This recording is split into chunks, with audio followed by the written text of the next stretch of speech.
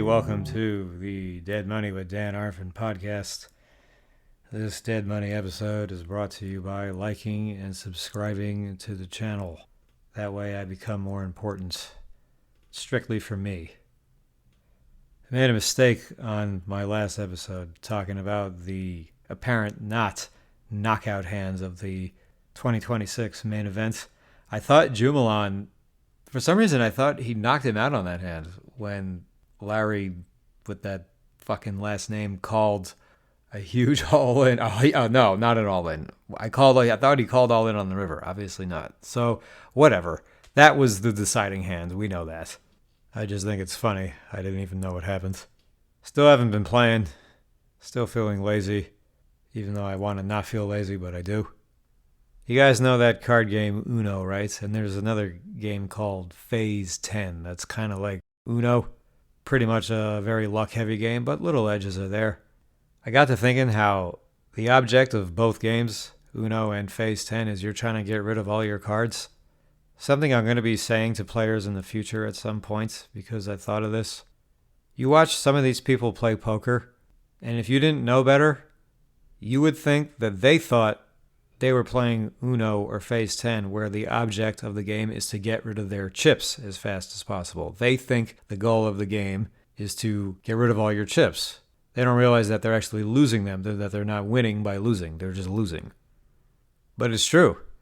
It's like they stick their whole stack in with as a 90% underdog. Doesn't it appear that they're trying to, they think they're supposed to lose, that they think they're supposed to get rid of the chips? The idea is to not get chips to come to you. You're trying to get rid of them. Kind of like those jokes they make about bad sports teams. They think it's golf where the lowest score wins. Ha ha ha. Anyway, well, you know something. If you can't play poker because you're not up to it, and you don't know what else to do, I mean, when in doubt, just make fun of nits. I don't even mean you got to say it to anybody. You could just sit at your desk or in your living room or on the floor or on the toilet and just think about nits and how they have to have the worst life ever. What could be shittier than being just a nitty professional poker player? That sounds horrible. You just sit there and sit there and sit there and just wait for your moments where you can finally do something, and you just check and check and check and lose at showdown because you don't got the fucking balls to bluff. I'd rather work fucking landscape than doing that. I'd rather be digging graves in 120 degrees. Because when you're a nit, you're just digging your own grave of life. Who the hell could ever want to live like this? But I'm not talking about the nits who don't realize they're nitty. That's actually not that bad. You know, this is one of those spots where ignorance is bliss. I'm talking about the nits who actually know they're nits. And they're just like helpless about it. They're just like, yeah, I'm a nit. I've heard players say that about themselves at the table. And they're some of the most miserable people I've ever played poker with.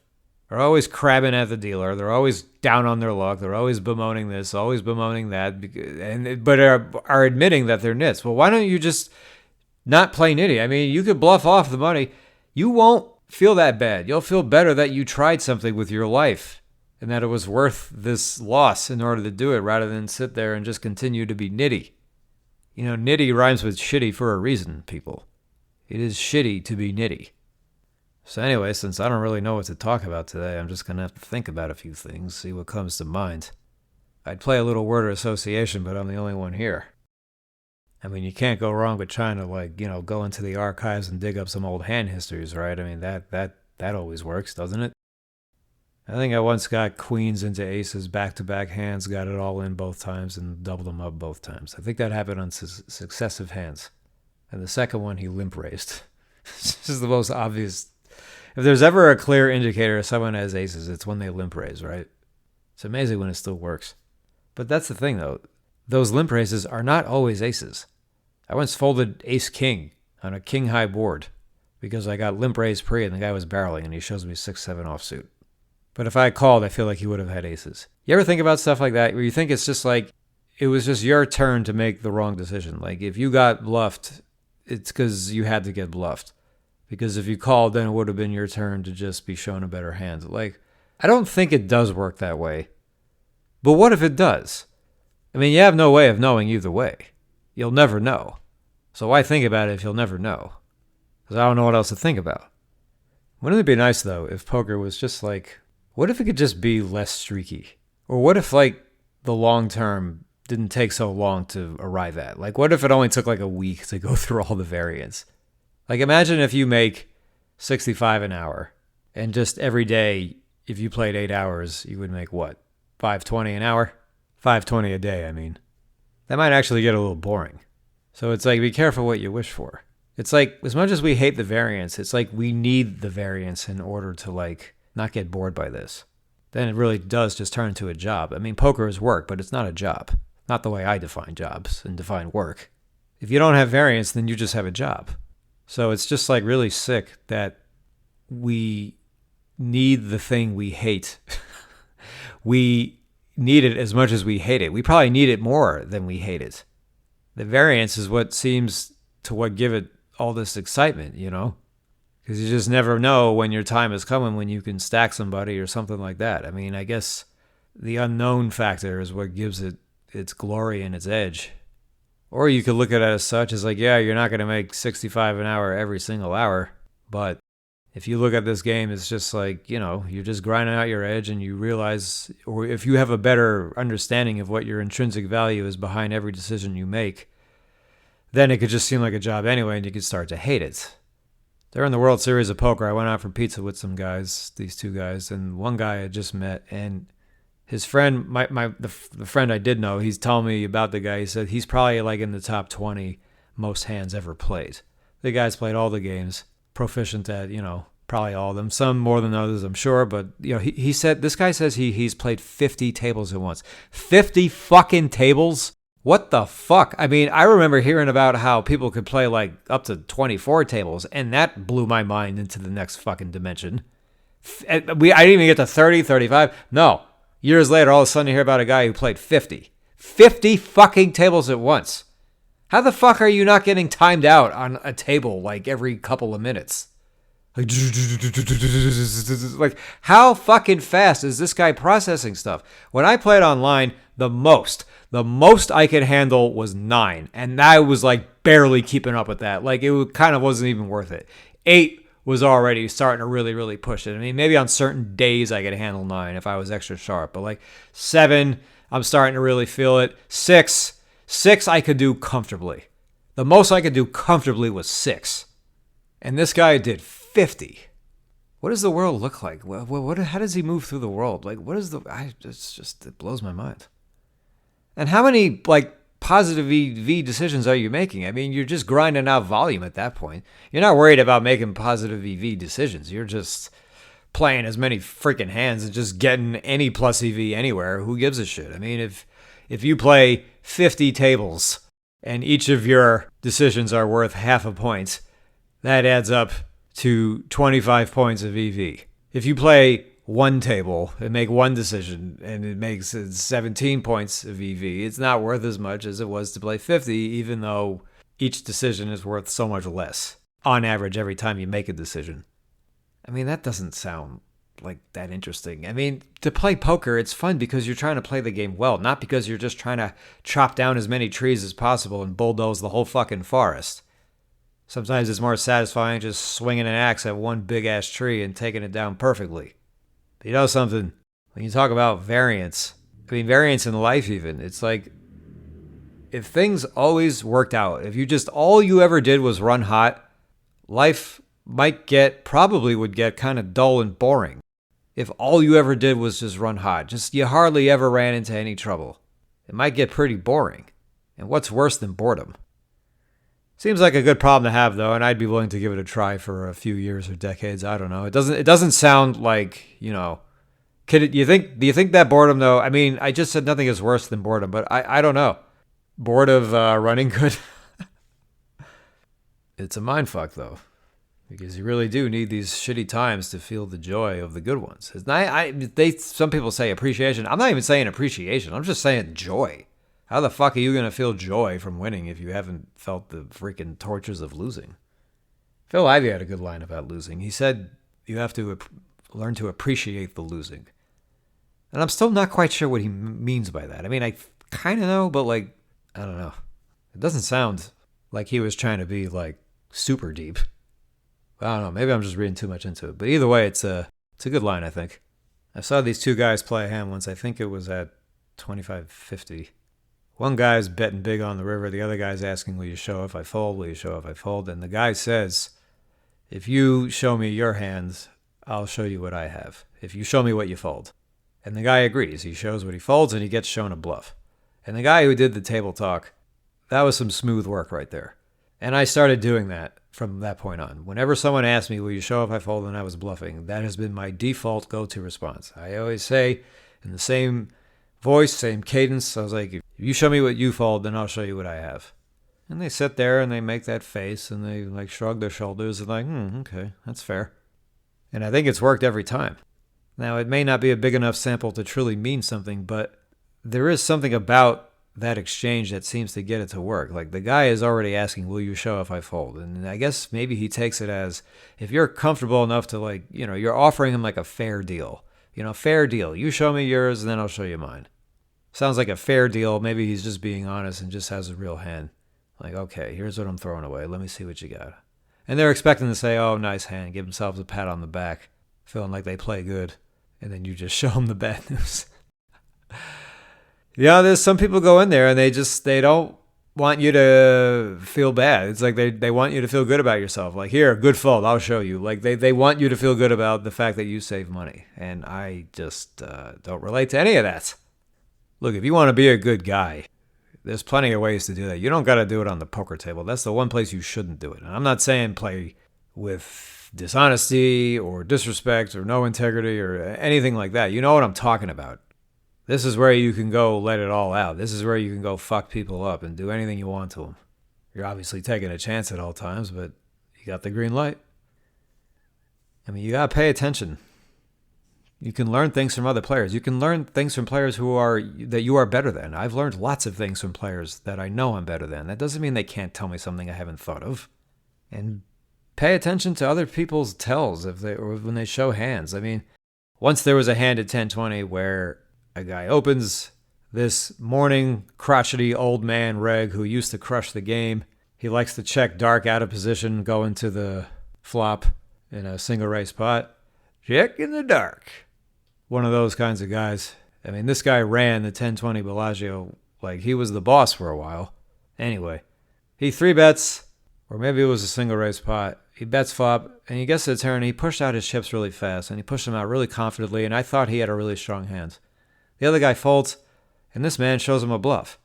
And I thought, wow, that's sick. Like, he would have totally got me to fold there. And I just remember, all right, well, maybe when he pushes his chips out like that really fast, maybe that's a sign he's bluffing. And 2 years later, I got a chance to capitalize on that. It was 10-20-40 that day. Folded to me, I limped in with pocket jacks because that's a smart play. And then he raises big out of the big blind. I call. Flop was like, I think it was a low pair, and another low card. He bet, and then the turn was a queen, and then he came out betting big again. He came out fast with the chips, pushing them out, the same speed, the same everything. And I thought, this is it. Call. River is an ace. This pot probably has like 3,000 in it now. And, oh, God, I mean, I was devastated by the ace, though. If he put the pedal down again, I think I was going to let him have it, because most of the bluffs should now have made a better hand on the river. So if he brings it, I mean, fuck, he's probably got it. He checks. I check. He says, you're going to win this one. I got 9 high. He had 9 deuce. He went after my limp with 9 deuce suited in the straddle. Well, the third blind. Then he just goes barrel, then gets the gin river card to barrel, and then he doesn't barrel it. I mean, that's actually a terrible give up. But this is all about the tell that he gave away by showing that bluff. I mean, that was a proud moment, because it's like you realize when you're catching a read on somebody and then 2 years later getting a chance to take him down for it, that means you're probably doing a lot of other things right too. I have another story like that. There's this reg with money, talks a lot of shit to players. He used to play at the Venetian a lot. He would like to rank players. He'd like to play players heads up. He would taunt players. He would act like he's all this action when he's actually quite nitty unless he's drinking. If he's drinking, then he could be a total crazy maniac spaz and bluff. And if he's tilting, he'll bluff. Some people know him as Moo Ha Ha. I played a hand with Moo Ha Ha once at Venetian where He doubled the turn. He bet like pot, like 310. I think he was out of position. I think it was a similar thing. He was just barreling. I folded, and he shows me a bluff. He says, should have called. But he was sitting in a particular posture where he had one arm on the table. He had his head was resting on it, looking forward. And then a few years later, I was playing with him again at this button straddle game, which was at the Palms at the time. He got blinds of 2-5 with a mandatory button straddle, and it was my button straddle. I had 10-5 suited. I flopped an air ball. They all check to me. I bet, fold, and then moo-ha-ha, check raises out of the cutoff. And he was sitting in the exact same posture. Now, aside from the posture, just the fact that he check raised was already a sign that he had nothing. Because if he had something, he would have bet. When the action goes check, there's only one player left, and he thinks that player is tight, because I knew he thought that. He is not checking a real hand there. He is not. He's betting any hand that would also be good enough to check raise. So even without the live tell, that posture he was sitting in when he showed me a bluff well before this hand took place, you have reason to 3-bet this flop anyway, and I 3-bet jammed, and he snap folded and I showed the bluff, and he still took that hugely personally. Not the fact that he threw away a real hand, just the fact that you out-bluffed him. But then he kept saying, he's like, that's very, very hard to do, to bluff, get bluff back, and then you keep the bluff going a third time on the same round of betting. But yeah, between him sitting in that posture again and the line he took, it was just a slam dunk. Just a 3-bet shove with I probably had some backdoor straight draws and maybe like an overcard. I don't know. I think the flop could have been 9-deuce-3, and I just have 10-5. If he calls the all-in, it's not looking too good at this point. But he just doesn't have a call. Between the posture and the line he took, he just does not have a call. Now, it would have been smarter to not show the bluff, but I think I just wanted to tilt him and show him up, so that's why. I mean, I used to show bluffs a lot more often back in the day. Way more often. Sometimes it got to a point where I was showing the bluffs too often, where if I'm not showing, then now I'm not bluffing. I mean, you don't want to make that mistake. Some people do make that mistake. Like, if they get away with a bluff, they will always show it. They just always show the big bluffs they get away with. So if they muck, that's as good as them showing the nuts. But yeah, I think it's just better to not show bluffs in general, because there's just already enough going on that can make decisions difficult. Why give your opponent any information at all? Just let everything be a mystery. I think you just make the best decisions that way. I mean, the best time I would make an exception for that is, say there's a huge whale in the game who you know already that there's no chance you fire a significant bluff at. He's too loose, he's too this, he's too that. You're just not going to fire a big bluff at him. If you bluff somebody else, though, yeah, you're going to want to show a bluff to let him see. Because even though you're afraid to bluff him because you don't think he's going to fold, you don't want him having any second thoughts about calling you if you catch a hand against him. So if you show a bluff, you can at least imprint that on the whale. Sometimes you're showing the bluff. So in this spot, you're showing the bluff not to the guy you bluffed. You want someone else to see it. But when you get away with a big bluff, if you do show it or if it gets called or something, I guess those are the only two things.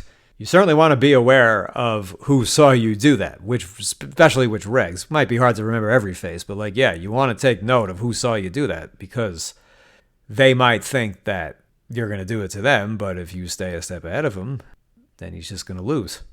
I feel like I may have told this story, but it happened a couple years ago where I played a single raise pot as the opener, and I tripled and I lost. I bet 240 on the river. This wasn't a massive pot. But in the game were these two, I think they're Chinese women, and they're both pretty nitty post-flop. One is a huge rock post-flop. The other one is actually very loose pre-flop, and it's just pretty nitty post-flop, but can be a little sticky at times, but not for the most part. They said something to each other in Chinese. I mean, they're always together. And I could tell one of them looked angry, because I could see that she was thinking, wait a minute, he's been bluffing me in those other hands. Because there have been, maybe, who knows, 2, 3, maybe 4 times. Put a lot of pressure on her, and she folded. And I could tell that she's thinking, oh, I'm going to call against that guy a lot now. But they're talking to each other in Chinese. I mean, it was only 1 or 2 sentences.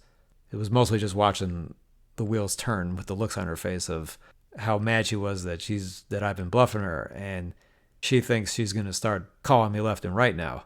She doesn't know that I was watching this, and she has no idea that I'm still a step ahead of her. She thinks she's a step ahead. She's a step behind.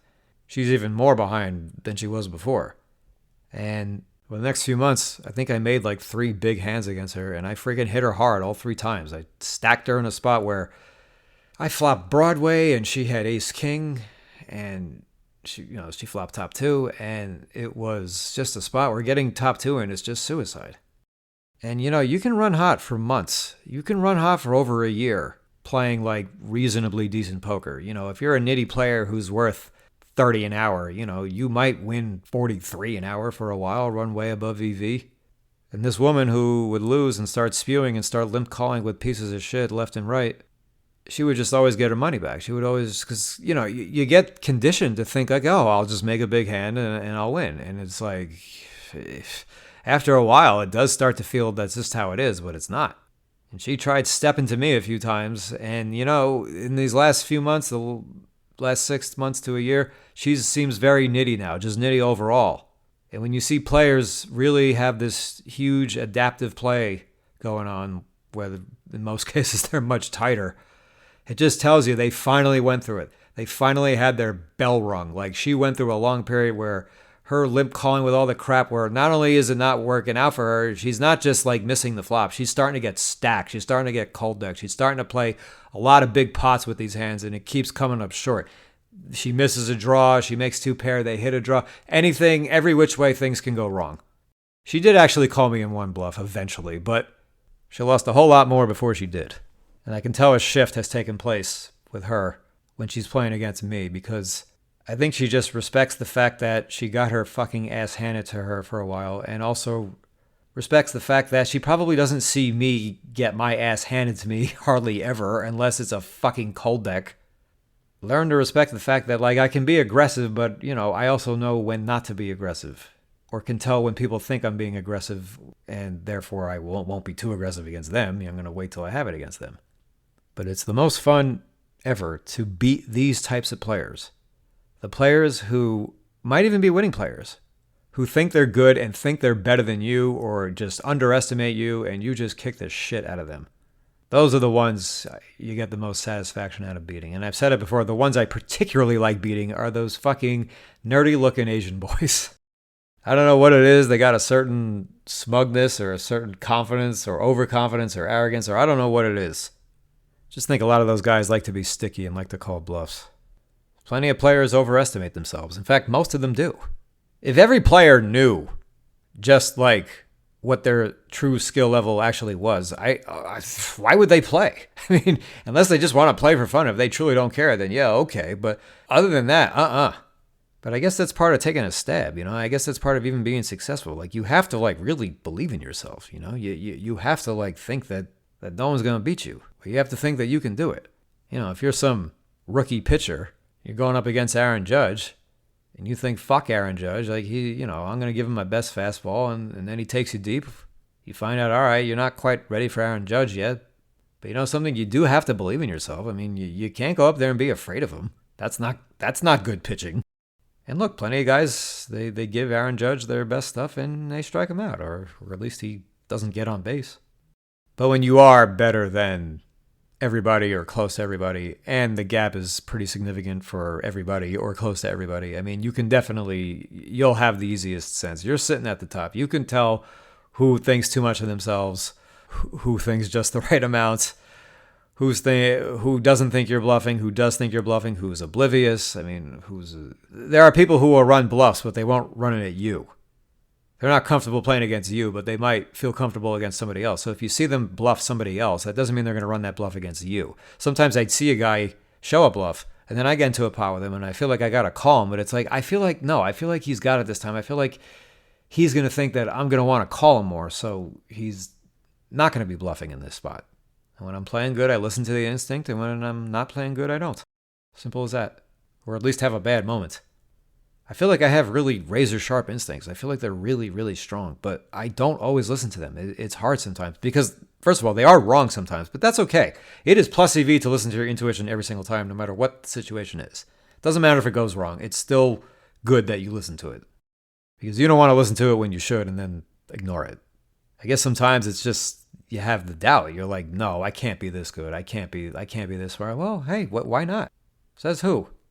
I mean, we know why when people started hating on reads, when solvers were becoming more popular and like people were trying to discount live reads, which is just completely so bafflingly stupid. How preposterous of a thing to say.